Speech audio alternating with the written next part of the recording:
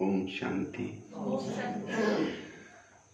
तो आज ब्रह्मा बाबा की त्याग, तपस्या और सेवा, उन्होंने कैसे त्याग किया, तपस्या किया, तो बाबा ने कहा वैसे बनो, ब्रह्मा बाप समान बनो। लेकिन ब्रह्मा बाबा ने इतना त्याग किया, तपस्या किया, इसके पीछे पुरुषार्थ किया, कौन सा किया? जो बाबा ने त्याग किया, तपस्या किया और सेवा की, बाबा ने दो बातों का पुरुषार्थ किया पर्सनली। और अगर वो दो बातों का आप भी अगर करेंगे तो ब्रह्मा बाबा के समान आप भी त्याग, तपस्या और सेवा के वाइब्रेशन फैला सकेंगे। ब्रह्मा बाबा ने दो बातों के ऊपर बहुत ही मेहनत की। एक, बाबा ने मैं आत्मा हूं, जयशोद आत्मा, ये आत्मा, ये आत्मा, घड़ी घड़ी बाबा ने लिखा जगह जगह पर और उसी का पुरुषार्थ किया। और दूसरा, बाबा ने रोज अपनी डायरी बनाई और उसी डायरी के अंदर बाबा ने क्या किया? अपना रोज का दरबार लगाया, इंद्रियों का दरबार लगाया। ये दो पुरुषार्थ से बाबा के अंदर इतने जो विशेषता आई, उसका आधार ये रहा। और यही हमारे परिवर्तन का भी आधार है। आज हमारे अंदर परिवर्तन नहीं आ रहे, गुण नहीं आ रहे, सहन नहीं हो रहा है, त्याग नहीं कर रहे। क्यों? क्योंकि हमारा इंद्रियों पर ध्यान नहीं। क्योंकि जब हम कुछ करते हैं तो इंद्रियां क्या करते हैं? जवाब देते। आत्मा चाहता है लेकिन इंद्रियां नहीं मानती। आंखें गलत देख लेते हैं, कान गलत सुन लेता है, मुंह गलत बोल लेता है, मन निगेटिव सोच लेता है। इसलिए जब तक आत्मा और इंद्रियां दोनों का समय नहीं हुआ, नहीं एकता नहीं होगी, तब तक हमारे अंदर ये बातें वैल्यूज नहीं आ सकते, तब तक ब्रह्मा बाबा समान नहीं बन सकते। इसलिए हमें भी बाबा जैसे दरबार लगाना है, क्योंकि इसी दरबार के आधार से ही हमारे अंदर परिवर्तन आएगा। इसको ही बाबा दूसरे शब्द में कहते हैं, बच्चे स्वयं का परिवर्तन करो। तो स्वयं का परिवर्तन करना मतलब बैज पहन लिया, सफेद ड्रेस पहन लिया, हो गया परिवर्तन। मुरली सुन ली, अमृत वाला किया, उससे नहीं होने वाला। एक एक इंद्रियां ज्ञान में चले, जिसको और शब्द में बाबा कहते हैं, बच्चे चैरिटी बिगेट्स एट होम।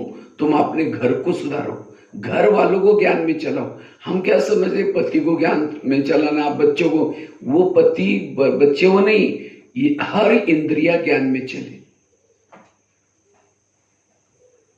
सब ध्यान से सुन रहे हैं, ये क्लास बहुत वंडरफुल। सब एक बार ताली बजाएंगे। ताली बजाने से मेरा उमंग नहीं बढ़ेगा कोई, लेकिन क्योंकि माया कहते हैं ये माउंट आबू का कहाँ भाई है मेरा, इसके ऊपर पूरा राज्य था। अगर ये इंद्रियों पर राज्य करेगा तो मेरा राज्य खत्म हो जाएगा। तो माया गुप्त रूप में आलस और अलबेलापन की क्या करेगी? बुटी सूंघा कर जाएगी। जब जिसकी आंखें बंद है उसका कान भी बंद। अब जिसके आंखें कान बंद है तो क्या सुना, कुछ लेना देना नहीं। इसीलिए हर इंद्रिया अपनी ड्यूटी एक्यूरेट कर।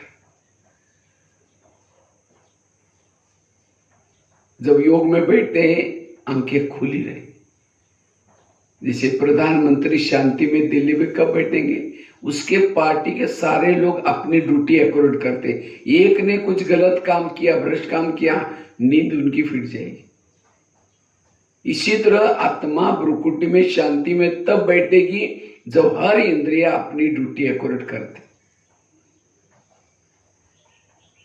तो सभी इंद्रिय ज्ञान में चल रहे हैं। हमारे कोर्स इनका करो, कभी 7 डेज का कोर्स इनका करो। आंखों को लगना चाहिए भगवान आया है, कानों को लगे भगवान आया है, मन को लगे भगवान आया है। हाँ, जब ये एक एक ज्ञान में चलेंगे तब आपके अंदर परिवर्तन आएगा, तब आपकी आत्मा अलर्ट हो जाएगी। सारे गीता का सारा ही अर्जुन, तुम अपने घोड़े के लगाम अपने हाथ में रखो। सारे मुरलियों का सार, सारे ज्ञान का सार, हे मनुष्य तुम हर इंद्रियों को अपने वश में रखो। और जब इंद्रिय, अकेले ज्ञान में नहीं चलो, इंद्रियों को भी सहयोग। आज कर्ण बहुत होशियार था महाभारत का, लेकिन कर्ण असफल बना। क्यों? क्योंकि उसके इंद्रियों ने क्या किया उसको, उसके रथ ने क्या किया उसको धोखा दे दिया। इसी तरह हम ज्ञान में बड़े होशियार है, सब कुछ है, लेकिन जब इंद्रियां हमें धोखा देते असफल बन जाते। कृष्ण जब रथ में बैठता है पहले घोड़ों को प्यार करता है, थपथपाता है। क्यों? अगर घोड़े जाकर के दुर्योधन के सामने गिर जाएंगे तो क्या हो जाएगी? पराजय हो जाएगी। इसी तरह हमें भी घोड़ों से प्यार करना है। जब अमृत वाला करके नीचे आओ, नहाते धोते हैं, तो इंद्रियों से प्यार करो थोड़ा। हे मेरे कान, आज तुम्हें ऐसी कोई बातें ना सुनना जो मेरी पराजय हो जाए। हे मेरे आंखें, तुमको ऐसी चीजें ना देखना जो मेरी पराजय हो जाए। हे मुख, तुमको ऐसी बातें ना किसी को बोलना जो मेरी पराजय हो जाए। और जब हर इंद्रिया ज्ञान में चलेंगी तब कहेंगे माता बड़ी अच्छी है, भाई बहुत अच्छा है। और इसी से ब्रह्मा बाबा के अंदर की त्याग, तपस्या, सेवा, ये सब दिखाई पड़ती थी। क्यों? उन्होंने क्या किया? गुप्त ये पुरुषार्थ किया। नहीं तो अगर कहते हैं ना, अंधेरी नगरी और चौपट राजा टकेसर बाजी टकेसर का राजा, इस नगरी का राजा सो है, उसके अंदर जो चे हो रहा है। और इसी के आधार से याद रखना, जिन्होंने जितना इंद्रियों पर शासन किया, इसी के आधार से भविष्य का पद होगा, राजा होगा। ऐसे नहीं कि जो माउंट आबू में रहते हो राजा बनने वाले, जिन्होंने मम्मा बाबा को देखा है वो राजा बनेंगे, जो समर्पित है वो राजा बनेंगे। राजा बनने का फार्मूला क्या है? स्वराज्य अधिकारी सो विश्व राज्य अधिकारी। राजा कौन बनेगा, दासी कौन बनेगी, साहूकार कौन बनेगा, सिस्टम है। आपको एक छोटा सा आईना दिखाता हूं, आपके पुरुषार्थ अनुसार आप चेक करना, मैं खुद कहूं क्या बनने वाले। ज्ञान में चलते हैं, धन सेवा में नहीं लगाते, ज्ञान भी दूसरों को नहीं सुनाते, इंद्रियों के भी अधीन है, लेकिन आते हैं क्या बनेंगे? दास दासी। दास दासी वो है जो जीवन में उदास रहते हैं। और उदास कौन होता है? जो इंद्रियों के दास में खुशी नहीं होगी, जो स्वयं से हारा हुआ है खुशी नहीं होगी। भले भगवान मिलाए, सत्ययुग जाने वाले, सत्ययुग में जा रहे, स्वर्ग आने वाले, लेकिन चेहरे में खुशी, क्योंकि पता है मैं आज हारा हूं, इंद्रियों के अधीन हूं। वो जो किसी का श्रृंगार नहीं करते वो श्रृंगार करने वाले बनते। कोई ज्ञान में चलता है, धन सेवा में लगाता है, ज्ञान दूसरों को सुनाता है, लेकिन इंद्रियों के अधीन है, वो क्या बनता है? क्या बनेगा? साहूकार। साहूकार क्यों बना? क्योंकि ज्ञान दिया, धन भी लगाया, साहूकार बन गया। कोई ज्ञान में चलता है, न धन सेवा में लगाता है, न ज्ञान दूसरों को सुनाता है, लेकिन इतना गुप्त पुरुषार्थ कर रहे हैं जो इंद्रियों पर शासन किया है, वो क्या बनता है? राजा। लेकिन कैसा? कंगाल राजा बनता है। कंगाल क्यों बना? क्योंकि उसने धन सेवा में नहीं लगाया, ज्ञान भी दूसरों को नहीं सुनाया। और कोई ज्ञान में चलता है, धन सेवा में लगाता है, ज्ञान दूसरों को सुनाता है, इंद्रियों पर भी शासन है, वही संपन्न राजा। तो चेक करो आज तक के पुरुषार्थ अनुसार आपकी गाड़ी कौन से ट्रैक में, देख लो। इसीलिए बाबा ने ये धन भी लगाया, सब कुछ ब्रह्मा बाबा ने, और इसीलिए बाबा संपन्न कृष्ण बने, संपन्न बने। इसलिए हमें अभी भी चेक करना, चेंज करना है। तो स्वराज्य, तो आज हमें इंद्रियों पर शासन करने के लिए करे क्या? जैसे भारत में अंग्रेज घुसे थे, उनको भगाया कैसे? और भारत में अंग्रेज घुसे क्यों? पहली तो बात, क्यों घुसे थे? भारत में नवाबों का शासन था, बंगाल का नवाब, बिहार का नवाब, सूरत का नवाब। अंग्रेज आए, नवाबों के साथ दोस्ती की और दिल्ली पर क्या किया? अटैक किया, और भारत क्या हो गया? गुलाम हो गया। इसी तरह ये शरीर भी हमारे एक इंडिया है, और इस इंडिया की राजधानी का है, यहाँ भ्रुकुटी में राजा रहता है, लेकिन शरीर पे इंडिया में कई नवाब है। कौन से? कान, मुख, आंखें, मन, बुद्धि। तो काम, क्रोध, ये मारे पे अंग्रेज आते हैं और दोस्ती किसे करते? इन नवाबों के साथ दोस्ती करते, कान के साथ दोस्ती की, फिर मुख के साथ दोस्ती की, आंखों के साथ दोस्ती की, मन के साथ दोस्ती की। जब इन सब के साथ दोस्ती की, फिर आत्मा के ऊपर अटैक होता है। और इसीलिए अब हमारा शरीर रूपी देश गुलाम है, किसे? माया के गुलाम है। और जब तक इस संगम युग में इस गुलामी से स्वतंत्र नहीं बनेंगे, तब तक कोई भी जन्म में राजा नहीं बन सकते। हमारा पुरुषार्थ और कुछ नहीं, इस शरीर में जो अंग्रेज लोग, माया रूपी अंग्रेज घुसे हैं, उनको भगाना, बस हमारा यही पुरुषार्थ है। तो भगाने के लिए भारत वालों ने क्या किया था, वही नीति यहां भी अपनाओ। क्या किया था उन्होंने? जगह जगह पर सभा लगाई। जालियनवाला बाग, एक पंजाब में जालियनवाला बाग है, जहां एक बगीचा है, एक ही दरवाजा है, उसके अंदर अंग्रेज लोग क्या, कुछ इंडिया वाले ने मीटिंग बैठी थी कुछ स्वतंत्रता के लिए, लेकिन अंग्रेज लोगों को पता चला, उन्होंने आकर के गेट पर खड़े होकर के गोलियां झाड़ना शुरू किया। भड़दक मची। एक ही दरवाजा था, कहीं तो कुआं एक बीच में था, उसमें मर गए, कहीं तो भाग गए, कहीं हाँ, उससे लोगों के अंदर और ही क्या हो गया, स्वतंत्रता के लिए क्रांति हो गई। नमक का सत्याग्रह, मुझे लगता है गणपति का त्योहार तब से पुणे में चालू किया, ताकि उसके बहाने लोग इकट्ठे हो जाए। अखबार भी तब से चालू हो गया भारत में। लोकमान्य तिलक ने पहला अखबार चालू किया था, ताकि लोगों को लोकल लैंग्वेज में पता चले कि कहां क्या हो रहा है। उसके बाद नारे बनाए, वंदे मातरम, वंदे मातरम। ये वंदे मातरम अंग्रेज लोग बोलने नहीं देते थे, उनको तो हिंदी नहीं आती थी। उनको लगता था हमको क्या बोल रहे, बांधो और मारो, वंदे मातरम, इसलिए बोलने नहीं देते थे। तो ये सभी के अंदर जनता को जागृत किया, और जनता ने जब ये किया, तब जाकर के अंग्रेज लोग चले गए। इसी तरह हमें भी क्या करना है, हमें भी अपनी जनता को जागृत करना है। हमारी जनता कौन है? इंद्रिया। आज आत्मा कहता है माया गोप्य, कान कहता है और क्या हुआ, इधर से आ जाओ। इसीलिए हमारे कान, इसको ही कहते हैं अखंड भारत। कई कहते सतयुग कब आएगा। बाबा ने तो कहा संगम में केवल 100 साल गए, अब ये 88 साल तो पूरा हो गया, केवल 12 साल रह गए। ब्रह्मा बाबा फिर कृष्ण जन्म कब लेगा। कई ऐसे भी क्वेश्चन करते हैं, लेकिन सत्युग का गायन क्या है? एक धर्म, एक राज्य, एक भाषा, एक कुल, एक मत। क्या हमने इस शरीर में सत्युग बनाया है? ये एक आत्मा का शासन इसके ऊपर चल रहा है, सब इसका मानते हैं। एक राज्य, एक भाषा है। पहले हर एक को सत्युग अंदर बनाना है, इस शरीर में अखंड एक एक इंद्रिया मेरे आत्मा के लिए रिगार्ड करे, रिस्पेक्ट करे, तब सत्युग में जा सकेंगे। ये शरीर इस दुनिया का सैंपल है। ये दुनिया में 70% वाटर है, पानी है। शरीर में भी 70% वाटर है। दुनिया में 950 करोड़ लोग रहते हैं, शरीर में भी 950 करोड़ सेल्स रहते हैं, जीवाणु है। दुनिया 3 लोग की बनी है, शरीर भी 3 लोग है, यहाँ आत्मा लोग है। दुनिया 5 तत्वों की बनी है, शरीर भी। तो इसके ऊपर जिसने शासन किया, वो अपने आप इस दुनिया में शासन कर सकता है।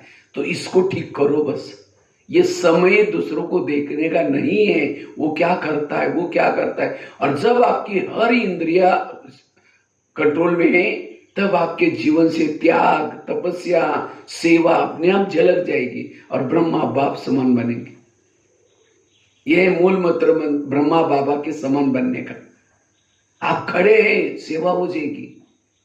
जिसको ही बाबा आजकल कहते हैं चाल चलन से सेवा। चाल चलन से सेवा तब होती है जब हमारी हर इंद्रियां ज्ञान में चलेगी। यह है 100 परिवर्तन।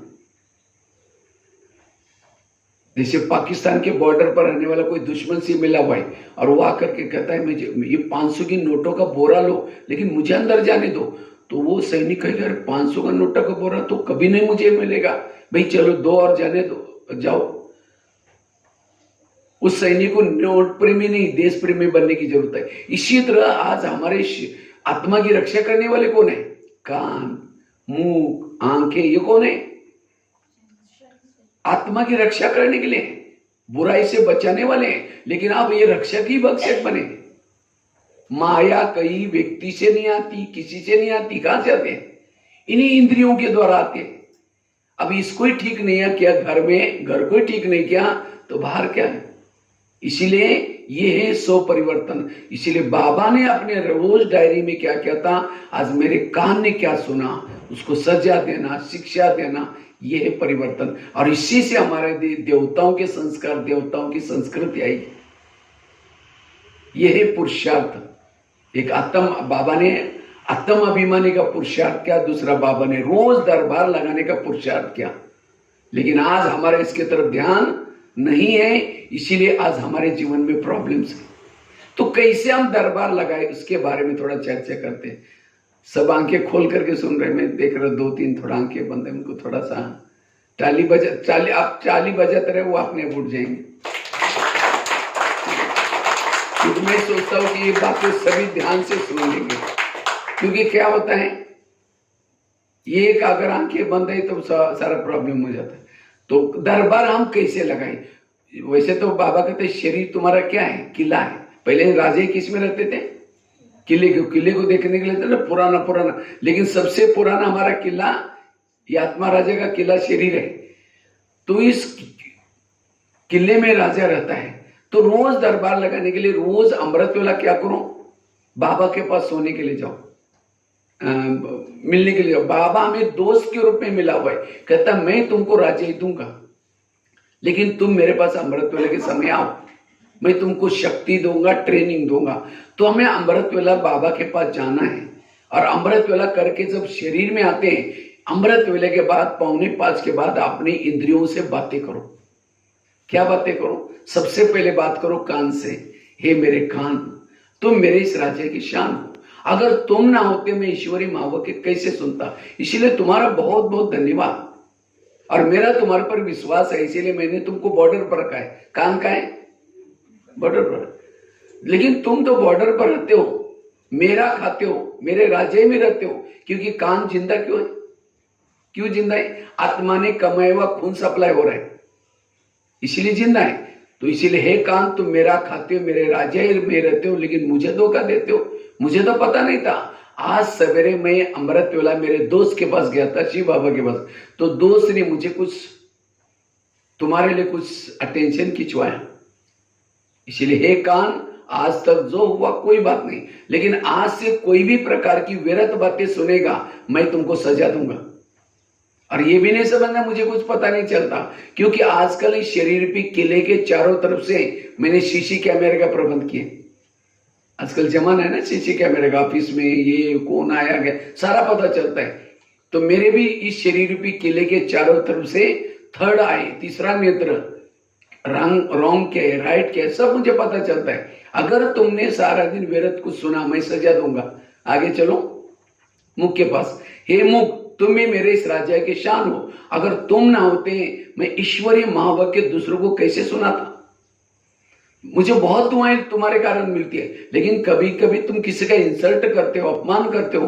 क्या मैंने तुमको इसीलिए रखा? अगर तुम किसी का अपमान करोगे मैं तुमको सजा दूंगा। आगे चलो। आंखों के बसे आंखें, मुझे 84 जन्म में बहुत आंखें मिली, लेकिन तुम्हारे जैसे भाग्यशाली आंखें कोई नहीं मिली। क्योंकि तुम्हारे द्वारा मैंने सत्यम शिवम सुंदरम को देखा है, जिसको देखने के लिए दुनिया की आंखें तरस रही, साक्षात्कार करने के लिए तरस रहे। और तुमने साक्षात घंटों तक 5-6 बार देखा हुआ है। देखा ना मधुबन में बाबा। तो क्या है आंखें, तुमने उस प्रभु को देखने के बाद तुम्हारा पेट नहीं भरा? इस संसार की व्यर्थ बातें क्यों देखते हो? अगर देखेंगे मैं तुमको सजा दूंगा। आगे चलो पांव के पास। हे पांव, तुम भी मेरे इस राज्य की शान हो। अगर तुम ना होते मैं सेवा करने के लिए कैसे जाता? सेवा की मुख ने आधा दुआ किसको मिली? पांव को। हाथ ने कर्मना सेवा की, आधी दुआ किसको मिलती है? पांव को। क्यों? पांव क्या करता है? घुटने के ऊपर पूरा बॉडी को उठा के लेके आता है। इसीलिए कोई भी व्यक्ति किसी के घर में आता है, उसके क्या करते हैं, क्या छूते हैं? पांव। क्यों? पांव में कोई आत्मा नहीं, लेकिन क्यों छुआ? क्योंकि पूरा बॉडी को किसने लाया? पांव ने। लेकिन कभी कभी हे पांव, तुम कभी कभी परचिंतन करने के लिए भी सबको लेके जाते हो। परचिंतन क्या? मुख ने। आधा पाप किसके पर चढ़ा? पांव को। अगर उस समय तुम कहते नहीं नहीं मैं राजा का ईमानदार हूं, मैं राजा का खाता हूं, मैं राजा को धोखा नहीं दूंगा, मैं वहां नहीं जाऊंगा, तो मुख कहेगा ठीक है तुम नहीं जाएगा, मेरा कारोबार रुकेगा, मैं जा रहा हूं, मुख निकल करके अकेले जाएगा परचंदन करने। माना सभी इंद्रियां क्या के मिली हुए आत्मा के एंटी ग्रुप में, इसीलिए उनसे बातें करो। आज कई माता कहती मेरे बच्चे मानते ही नहीं, मेरा पति मानता ही नहीं। क्यों नहीं मानता? जिसकी इंद्रियां नहीं मानती उसका कोई नहीं मानेगा। आज कई कहते मुझे कोई रिगार्ड नहीं देता। क्यों नहीं देता? जब इंद्रियां ही आत्मा को रिगार्ड नहीं देगी तो कोई आपको रिगार्ड। इसीलिए ये जब हर इंद्रिया आत्मा के प्रति रिगार्ड रखे, रिस्पेक्ट रखे, तो लोग भी आपको क्या करेंगे? रिगार्ड रिस्पेक्ट रखेंगे। ये है सो परिवर्तन, और ये बाबा ने पुरुषार्थ किया। और इसीलिए बाबा के अंदर त्याग की, तपस्या की, सेवा की जो झलक दी थी, ब्रह्मा बाबा, शिव बाबा जैसे बने, तो हमें क्या करना है? बाबा की तरह हमें भी अपना रोज इंद्रियों का दरबार लगाना है। ये सारी इंद्रिया ज्ञान में चले। जब मोबाइल में गलत चीजें देखते हैं तो आंखें बंद नहीं होती, हम टक टक टक देखते रहते, और जैसा योग में बैठा टक करके बंद हो गई। मना वो हमारे आत्मा के एंटी में चल रहे हैं, राजा के एंटी में चल रहे हैं। इसीलिए उसको सामने से कोई आता है, मन कहता है बेकार है, संकल्प चलता है ये बेकार आदमी है, इसने हमारे साथ ठीक नहीं किया, और आत्मा चुपचाप सुनता है ये कमजोर है। तुरंत बात करो, हे मन, जिसको भगवान कहते हैं मीठे बच्चे, और तुम उसके लिए बेकार सोच रहे, खबरदार अगर मेरे तुमने आत्मा भाई के लिए ऐसा बोला तो तुमने तो हमारी दूरियां पैदा की। पानी के ऊपर से नौका जाएगी, पार कराएगी, नौका के अंदर पानी आएगा तो डुबा देगी। जो इंद्रियों को चलाता वो पार हो जाता है, जिनको इंद्रियां चलाते वो डूब जाता है। इसलिए स्वराज्य अधिकारी, सो विश्व राज्य अधिकारी, ये है सो परिवर्तन। ये पुरुषार्थ जरूरी है। जैसे आजकल के मम्मी पापा इतना बिजी हो गए, मेरा बच्चा कहाँ जाता है, क्या देखता है सारा दिन, क्या क्या करता है, देखने का पूछने का टाइम नहीं। जब बच्चे से गलत संस्कार बाहर आ जाते तब पता चलता है ये बच्चे ने ऐसा गलत क्यों किया, क्योंकि रोज पूछा ही नहीं। इसी तरह हम अपने आप में इतना बिजी है, मेरे आंखें क्या देखते हैं, मेरा कान क्या सुनता है, मेरा मन कहाँ जाता है, कुछ भी टाइम नहीं है। और जब कई गलत संस्कार हो जाते कहते ये कैसे हो गया, तो रोज इनकी चेकिंग करना, इनका दरबार लगाना, ये है जो। आगे चलो मन के पास। हे मन, तुम भी मेरे इस राज्य की शान हो, अगर तुम ना होते मैं ईश्वरी भाव का चिंतन कैसे करता। लेकिन कभी कभी तुम व्यर्थों का भी चिंतन करते हो, अगर करेगा तो मैं तुमको सजा दूंगा। आगे चलो बुद्धि के पास। हे बुद्धि, मैंने सभी इंद्रियों में से चुन करके मंत्री बनाया तुमको। बुद्धि कौन है? कौन सा मंत्री? बुद्धि कौन सा मंत्री है? गृह मंत्री है। पूरा शरीर का सारा कारोबार किसके पास है? बुद्धि के पास। क्यों? समझो मन में विचार आया मुझे फिल्म देखने के लिए जाना है, तो मन की पहल कहां जाते? बुद्धि के पास। फिर बुद्धि का ठीक है जाओ, जैसे जाओ बोला तो पांव चले गए, आंखें चली गई, कान चला गया, तो किसको फॉलो किया? बुद्धि को। तो एकांत में बुद्धि से बातें करो। हे बुद्धि, मैंने तो तुमको मंत्री बनाया और मुझे लगा कि तो मेरा कारोबार बहुत अच्छा चलेगा, लेकिन तुमने कोई ऐसे गलत निर्णय लिया जो मेरा पूरा राज्य कारोबार चला गया, मुझे रावण के जेल में डाला। हे बुद्धि, तुमने यही मेरे विश्वास का फायदा लिया, इसलिए आज से तुम्हें कोई भी गलत निर्णय नहीं लेना। हर निर्णय श्रीमत के आधार से लेना। अगर तुम गलत लेगा तो मैं तुमको सजा दूंगा। ये है राजा। तो इतना ध्यान है हमारा। मन को कहा, मन तुम आधा घंटा के लिए परमधाम में जाना, मन में कहीं मार्केट में लेके जाता है, कैसे राजा बनेंगे? इसलिए रोज इसकी चेकिंग करना, सावधान करना। और ये हो गया सवेरे का दरबार। फिर रात को सोने के पहले दरबार लगा दो। कितना बजे? 10 बजे। ऐसे नहीं कि लुढ़क जाए बिस्तर पर, आज बहुत थक गए, क्या हुआ, कुछ लेना देना नहीं, परिवर्तन नहीं आएगा। इसीलिए रात को सोने के पहले फिर दरबार लगाओ। सबसे पहली बात करो, कान से बात करो। कान, तुम्हारा सारा दिन का चार्ट कैसा रहा? तुम्हारा बहुत बहुत धन्यवाद। सवेरे 7 बजे तुम्हारे द्वारा मैंने मुरली सुनी थी, लेकिन 12-1 बजे को एक माता जी आई थी और किसी की निगेटिव बातें सुना रही थी, वो बहन ऐसे, वो भाई ऐसा है, और तुमने बड़ा नजदीक जाकर सुना था। और क्या हुआ? वो सीसी कैमरे के रिकॉर्डिंग में मैंने देख लिया। तो बताओ, तुमको सवेरे मैंने व्यर्थ सुनने के लिए मना किया था तो भी तुमने सुना, इसलिए तुम्हारे लिए सजा। सजा मतलब एक कैंची लेकर के कान को काट करके नहीं फेंको, तुम यहां से जाओ। कौन सी सजा दो? दोबारा मुरली सुनो, ये अलौकिक सजा। दोबारा मुरली सुनना, तब कान, क्योंकि जिस कान में ज्ञान का बातें भरपूर नहीं वही व्यर्थ सुनेंगे। आगे चलो मुख के पास, मुख तुम्हारा चाट का जरा समझो, कान ने दरवाजा खोला तो कम से कम तुमने तो अंदर से दरवाजा बंद रखना चाहिए था। तुमने भी बोला हाँ वो बहन ऐसी, वो भाई ऐसे, उसने मेरे साथ भी ऐसा किया था, और दुश्मन और अंदर आ गया। इसीलिए तुम्हारे लिए सजा कौन सी? कल के दिन तुम्हारा कारोबार बंद, मौन। ये है राजक क्वालिटी। और जब ऐसा हर इंद्रियों को सजा देंगे, शिक्षा देंगे, सावधान करेंगे, तब जाकर के आपके अंदर परिवर्तन आएगा। जिसका इंद्रियों पर शासन है उसके इर्द गिर्द में गुण और शक्ति होती। याद रखना, बहुत गहरी बात है। आज आपके अंदर सहन शक्ति क्यों नहीं है, परखने की शक्ति क्यों नहीं है? क्योंकि इंद्रियों पर शासन नहीं है। जिसका इंद्रियों पर शासन है उसके इर्द गिर्द में गुण और शक्ति होगी। आज कहीं कहते योग लगता ही नहीं। क्यों नहीं लगता योग? सारा दिन आंखों ने गलत देखा, कानों ने गलत सुना, मुख ने गलत बोला, मन ने गलत, वही जो योग में बैठे वही याद आता है। अगर सारा दिन हमारे इंद्रियों पर शासन है तो हमारा योग अच्छा लगेगा, हमारे संस्कार बदलेंगे। इसलिए हमें रोज ये दरबार लगाने का पुरुषार्थ करना है, ठीक है। और तब जो ब्रह्मा बाबा क्या जो मुरली सुनते तो रोज है, लेकिन धारण करने के लिए करना ये है। अगर ये नहीं करेंगे तो फिर रोज फिर कल दूसरी चलेगी, उसी का चिंतन करते रहेंगे, चिंतन ही करते रहेंगे, प्रैक्टिकल हमारे अनुभव में वो बातें नहीं आएंगी। इसलिए जैसे ब्रह्मा बाबा ने दरबार लगाया, रोज चार्ट रखा, अगर हम करेंगे, क्योंकि राजाओं की निशानी होती है। राजा की पहली निशानी, राजा जिस शहर में रहता है सब उसका कहना मानते।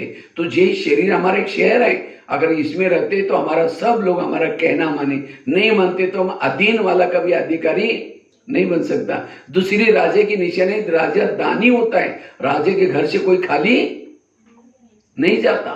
तो इतना दान करते, यहां से समझो कहीं जा रहे गुवाहाटी ट्रेन में, बाजू में कोई बैठा, एक शब्द भी नहीं सुनाया, कंजूस राजा। रोज पड़ोसनी रोज कहते हैं देवी आओ मुझे दर्शन दो, लेकिन देवी एक शब्द भी नहीं सुनाती। कम से कम वाइब्रेशन से तो बोलो, बाबा ये जो सामने वाली आत्मा आपकी कितनी भक्ति कर रहे हैं, बाबा इसका भी कल्याण कर लेना ना। इतना शब्द भी छोड़ो, कभी ना कभी उसको टच हो जाएगा। इसीलिए मनसा से, वाचा से दान करने के संस्कार है, वो है राजा। जो दान नहीं करता वो राजा नहीं। तीसरा राजा किसको कहते हैं? राजा वो है जो शिकार करता है। शिकार नहीं करता वो राजा। तो करते आप लोग शिकार, और राजा शिकार किसकी करता है? चूहा मार करके गांव में घुमाता है, देखो मैंने चूहा, लोग तो हंसे कह रहे तुम तो राजा है, तुम चूहा मारे, कौन सी बहादुरी के? राजा शिकार करता है शेर की। इसी तरह जो अनेक आत्माओं को ज्ञानी बनाता है वो है राजा। और आपके यहाँ तो शिवसागर में तो बहुत शेर घूम रहे, कितनी सारे लोग हैं। रोज महीने में एक शिकार जरूर करो। महीने में, कई कहते भाई जी सुनते ही नहीं, हम बहुत सुनाते हैं। अगर नहीं सुनता, आपके पास जो तीर है, बाण है, उसमें धार नहीं है योग की और ज्ञान की, धार लगाओ फिर सुनाओ। अच्छा नहीं सुनता तो कम से कम शेर को जाली में तो फंसा सकते हैं। ये सेंटर क्या है? शेरों को पकड़ने के लिए जाली बना कर रखे है बाबा ने। तो कम से कम मीठा मीठा बोल करके यहां तक लाओ और बहनों के हवाले करो, मारने का काम बहनें कर ही देगी। लेकिन जिसने यहां तक लाया आदि दुआ उसको मिल जाएगी। लेकिन याद रखना, शेर की शिकार बड़ी सावधानी से की जाती है। कई बार अखबार में आता है कोई शिकार करने के लिए गया था और शेर ने उसको फाड़ कर रख दिया। गया था शिकार करने के लिए और शेर ने उसको, इसीलिए कईयों को नशा चढ़ते ज्ञान सुनाने का, जाएंगे आजकल हम ब्रह्मा कुमारी में जाते, अब भी चलो ना, परमात्मा आया ही है। कहते अच्छा अभी फंस गए क्या? वहां ब्रह्मचर्य का पालन करते, बाहर का खाना नहीं खाते, फैशन नहीं करते, कोई लाइफ है क्या? किसने आपको भरमाया?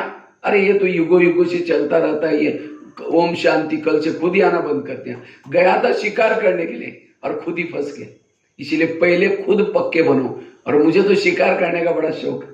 देखो इतना बड़ा कारोबार मधुबन में होने के भी, एसी कमरा है, सब कुछ है, लेकिन तो भी महीने में 2 महीने में कहीं ना कहीं टूर लगाते, और एक टूर में करीबन 20-25 शेर तो मर ही जाते।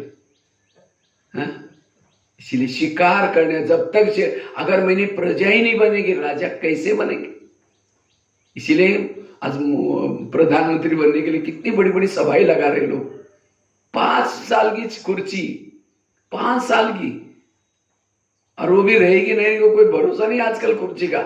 लेकिन आपको तो गारंटेड कितना 21 जन्मों के लिए राजे मिलने वाले हैं, तो इतनी प्रजा बना रहे आप लोग, नशे ही नहीं है। इसलिए शिकार जरूर करना। तो महीने में कितना करेंगे? एक को जरूर बिके बनो, क्लास फुल होना चाहिए। और ही बड़ा बना कर रखा है बाबा ने, लेकिन आप लोगों ने शेर मारे ही नहीं। मैं तो सोचा संडे का सारे क्लास उसके अंदर होना है। तो इसलिए शिकार करने का संस्कार चाहिए। और राजा की निशानी क्या है? आजकल ना आम का सीजन आ रहा है, फलों का राजा किसको बोलते हैं? वैसे तो बोलना चाहिए नारियल को। हाँ, क्योंकि उद्घाटन होते हैं, किसको तोड़ते हैं? भगवान को प्रसन्न करना किसको तोड़ते हैं? लेकिन नारियल राजा नहीं है। राजा कौन बना? आम। क्यों? क्योंकि आम के साथ प्यार ज्यादा है। जब आम का सीजन आएगा, मुंह में लेके चूसते रहेंगे, निकालते रहेंगे, डालते रहेंगे मुंह में, ये प्यार करे उसे। अब सूखा नारियल लेकर चूसो, 32 दांत है, वो भी टूटेगा, मिलेगा कुछ भी नहीं। अर्थात राजा बनने के लिए प्यारे बनो। अगर सामने से आप आ रहे, आपको देख करके कोई रास्ता काटता है, आपका चेहरा देखना पसंद नहीं करता, आप राजा नहीं है। दादिया जब डायमंड हॉल से जाते तो लोग लाइन लगाते, भीड़ से भी वो एक झलक देखने। क्यों? प्यारे हैं वो सब। क्यों प्यारे हैं? उन्होंने अपनी इंद्रियों पर शासन किया है। जिन्होंने इंद्रियों पर शासन किया, सबके प्यारे बन जाएंगे। अगर मेरे से कोई किनारा करता है, जरूर मेरे इंद्रियों में कोई प्रॉब्लम है, मेरे को इसीलिए पसंद नहीं करता। स्वराज्य अधिकारी से प्यारे बनो। और फलों का राजा आम को क्यों बोलते हैं? आम ऊपर से नरम होता है और अंदर से सख्त। और नारियल कैसा होता है? ऊपर से सख्त होता है और अंदर से नरम। जो ऊपर से कहता है ये करना है, ऐसा करना है, वो करना है, खुद नहीं करेंगे, लोग कहेंगे हाँ जी जरूर करेंगे, जरूर करेंगे, पीछे मुड़े हमको बता आप कैसे। पहले खुद करो, फिर बाद में कहो। ब्रह्मा बाबा करते थे, बाद में कहते थे पंडित नहीं बनना, आचार्य बनना, वो है राजा। और फलों का राजा हमको क्यों बोलते हैं? क्योंकि जब कोई व्यक्ति थक जाता है, परेशान हो जाता है, कहां सोता है? आम के पेड़ के नीचे। अगर नारियल के नीचे जाकर कोई सोएगा तो छाया तो छोड़ो, और ये नारियल टूट करके सिर भी तोड़ देगा। हाँ? इसी तरह दुनिया से कोई थक करके, परेशान होकर के आपके संपर्क में आया, कोई शांति का अनुभव करने के लिए, सुख का अनुभव करने के लिए, टेंशन फ्री होने के लिए, और आपने कोई यहाँ की उल्टी सुल्टी बातें सुने, यहाँ भी जो पैसे देते उसको आगे करते, कोई इनके अंदर धारणा थोड़ी है, आया था शांति के लिए, यहाँ की परचिंतन की व्यर्थ बातें सुना करके दिमाग खराब करके भेज दिया, वो राजा नहीं बनेगा। राजा बनने के लिए दूसरे का दुख हरो, परेशान वालों को समस्या का समाधान करके भेजो, वो है राजा। इसलिए और राजा, फलों का राजा क्यों बोलते हैं आम को? क्योंकि आम जब फल लगता है तो झुकता है, नारियल क्या होता है? और ऊपर जाता है। जो ज्ञान योग की धारणा करने के बाद विशेषता नहीं, वह नम्रता आती है, वो राजा। इसीलिए देखो, वास्तव में नारियल है आत्मा का प्रतीक। नारियल को 3 होल होते हैं। नारियल का कलर कैसा होता है? केसरी लगभग। नारियल भी कोई बुरी बात नहीं है। नारियल के अंदर पानी होता है, खोबरा होता है। अगर पानी पियो, खोबरा खाओ तो कई बीमारियां ठीक हो जाती है। इसीलिए कोरोना काल में नारियल की कीमत 250, 300, 500 तक हुई थी। इसी तरह ये आत्मा भी केसरी है, और आत्मा को मन, बुद्धि, संस्कार, इसका ही प्रतीक है। 3 नारियल को बोल दिखाते हैं। लेकिन नारियल का पानी पीने के लिए, खोबरा खाने के लिए कवच को क्या करना पड़ता है? तोड़ना पड़ता है। इसी तरह आत्मा के अंदर ओरिजिनल संस्कार है, शांत स्वरूप, आनंद स्वरूप, शक्ति स्वरूप, प्रेम। हर आत्मा अच्छी है, अंदर ओरिजिनल संस्कार अच्छे, लेकिन ऊपर विकारों का कवच लगा हुआ है। 63 जन्मों से विकारों का कवच लगा हुआ है। उस कवच को अभी ज्ञान और योग की छने रतोड़ी से क्या करना है? तोड़ना है। और जब तक नहीं तोड़ेंगे, नारियल को लेकर के केवल मूर्ति के सामने रखते नहीं है, उसको तोड़ते हैं, पानी निकालते हैं, फिर कहते हैं भगवान प्रसन्न हो गए। इसी तरह हमने भी आत्मा रूपी नारियल ला करके शिव जी के सामने पटकाया है। किसने 20 साल से, कोई 30 साल से, कोई 10 साल से, तोड़ा ही नहीं है। बाबा प्रसन्न नहीं होगा। अगर बाबा को प्रसन्न करना है, नारियल तोड़ो। और नारियल तोड़ते भी कैसे?